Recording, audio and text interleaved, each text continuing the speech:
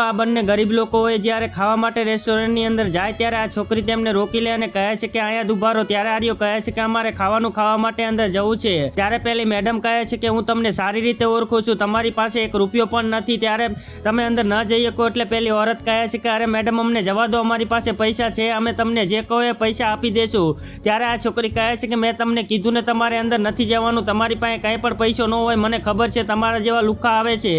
એટલે આ છોકરો કહે છે કે અરે મેડમ તમે અમને જવા તો દો. ત્યારે આરી કહે છે કે ઠીક છે તમારી પાસે પૈસા છે ને ચાલો અંદર જાઓ. એટલે પેલા બંને તરત જ ખાવાનું ખાવા માટે જતા રહે છે. પણ પેલા બંને જેવા જતા હોય ત્યારે આ છોકરી તેમને રોકી લે અને કહે છે કે તમે બહાર ઊભા રહો. એટલે આરી કહે છે કે હા અમને તો એસીની હવા ખાવાની મજા નથી આવતી, અમે એને આ બહારની હવા ખાઈને ત્યાં જમી લેશું. એટલે પછી બંનેને જમવાનું આપી દે છે અને આ બંને જમવા માટે બેસી જાય છે અને જમી લે. ત્યારે પેલી વેટર હોય ત્યાં કણે આવે છે અને આ બંને પાસે પૈસા માગે છે અને કહે છે કે આ તમારા ખાવાના થયા છે 500 રૂપિયા. એટલે પેલો જેવો જ ગીચામાંથી કાઢે તો એ 300 રૂપિયા હોય અને કહે છે કે મને તો એવું લાગ્યું કે સામેની હોટલે 300 લેતા હશે, અહીંયા કણે 300 લેતા હશે.